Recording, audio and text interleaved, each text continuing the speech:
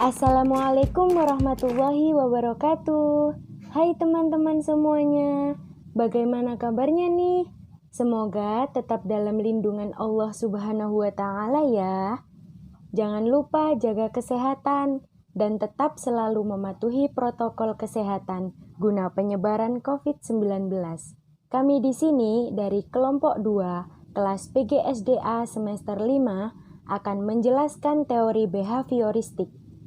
Sebelumnya, kenalin dulu ya.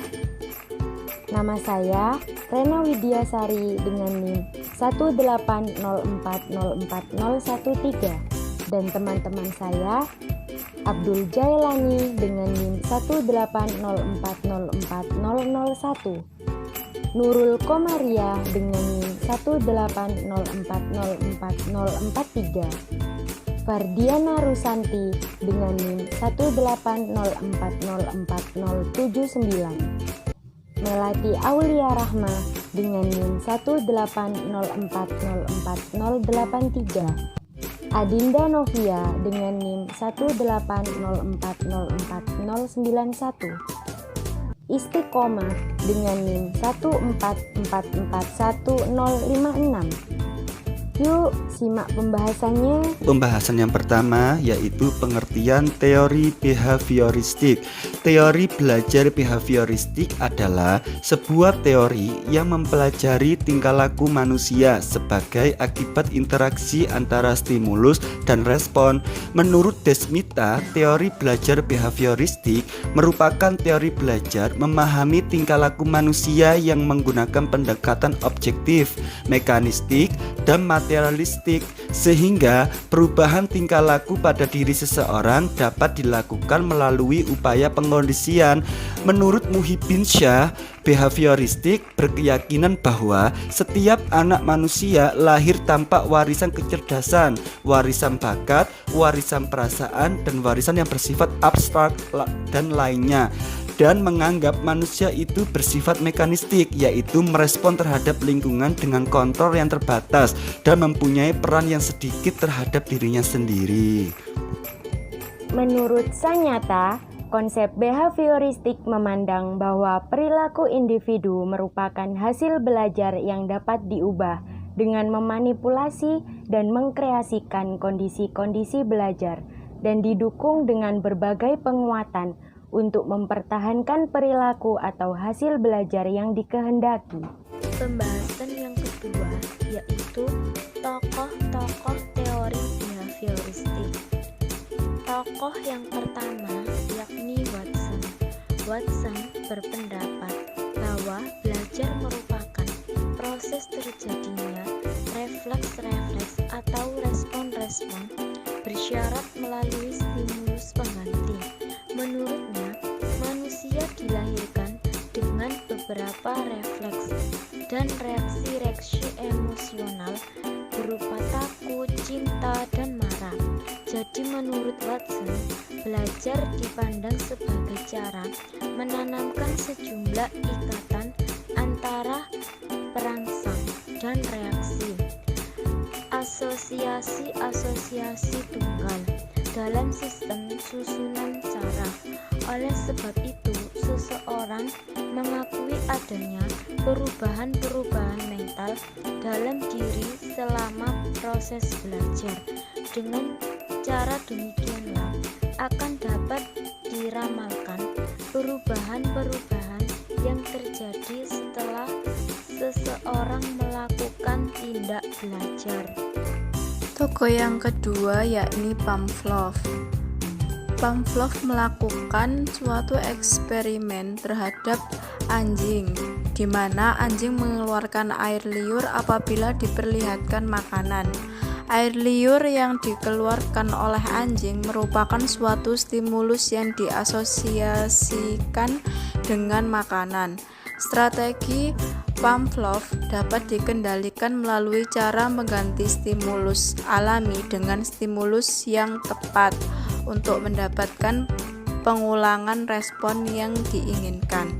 Akan tetapi, individu tidak menyadari bahwa ia dikendalikan oleh stimulus yang berasal dari luar dirinya. Dengan ini, teori Pavlov cocok diterapkan untuk melatih anak-anak yang masih membutuhkan dominasi peran orang dewasa, suka mengulangi dan harus dibiasakan, suka meniru dan senang dengan bentuk-bentuk penghargaan langsung seperti diberikan hadiah ataupun pujian. Dan tokoh yang ketiga yakni Skinner. Menurut Skinner, hubungan antara stimulus dan respon yang terjadi melalui interaksi dengan lingkungannya, yang kemudian menimbulkan perubahan tingkah laku, tidaklah sesederhana yang dikemukakan oleh tokoh-tokoh sebelumnya. Menurutnya, respon yang diterima seseorang tidak sederhana itu, karena stimulus-stimulus yang diberikan akan saling berinteraksi dan interaksi antar stimulus itu akan memengaruhi respon yang dihasilkan. Pembahasan yang ketiga yaitu ciri-ciri teori belajar behavioristik. Dalam psikologi, teori belajar behavioristik disebut juga dengan teori pembelajaran yang didasarkan pada tingkah laku yang diperoleh dari pengkondisian yang terjadi melalui interaksi dengan lingkungan. Menurut Ahmadi, teori belajar behavioristik mempunyai ciri-ciri yaitu antara lain sebagai berikut.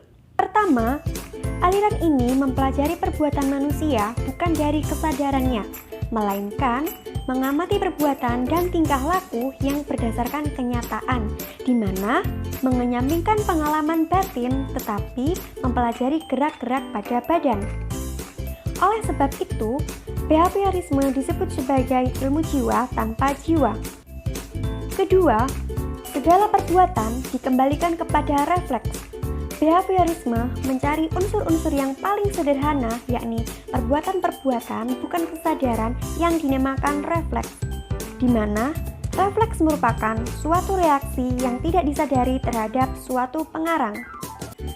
Ciri yang ketiga, behaviorisme berpendapat bahwa pada saat manusia dilahirkan, semua orang adalah sama. Menurut behaviorisme, pendidikan adalah maha kuasa. Manusia hanya makhluk yang berkembang karena kebiasaan-kebiasaan. Dan pendidikan dapat mempengaruhi refleks keinginan hati. Jadi, ciri-ciri teori belajar behavioristik adalah mengutamakan unsur-unsur dan bagian kecil, bersifat mekanistik, menekankan peranan lingkungan, mementingkan pembentukan reaksi atau respon, menekankan pentingnya latihan, mementingkan mekanisme hasil belajar, mementingkan peranan kemampuan dan hasil belajar. Dan hasil belajar yang diperoleh dari teori behavioristik adalah munculnya perilaku yang diinginkan.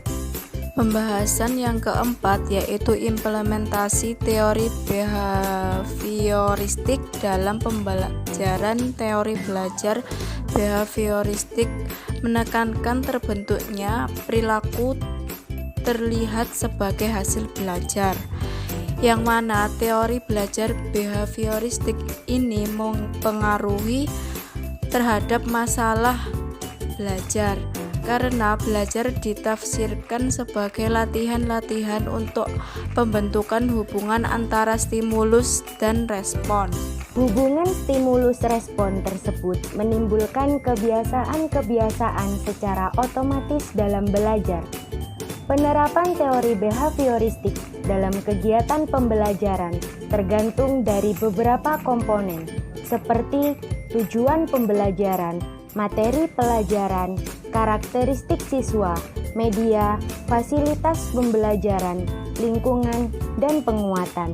Pandangan teori belajar behavioristik merupakan proses pembentukan, yaitu membawa siswa untuk mencapai target tertentu, sehingga menjadikan siswa tidak bebas berkreasi dan berimajinasi.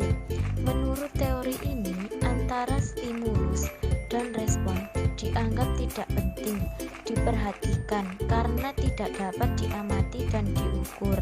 Dengan demikian, yang dapat diamati hanyalah stimulus dan respon. Misalnya, yaitu ada dua anak yang mempunyai perilaku dan tanggapan akan berbeda dalam memahami suatu pelajaran. Jadi, oleh sebab itu, apa saja yang diberikan oleh guru dan apa saja yang dihasilkan oleh siswa semuanya harus dapat diamati dan diukur yang bertujuan untuk melihat terjadinya perubahan tingkah laku sebagai akibat dari interaksi antara stimulus dan respon. Terima kasih telah menyaksikan video dari kelompok kami. Wassalamualaikum warahmatullahi wabarakatuh.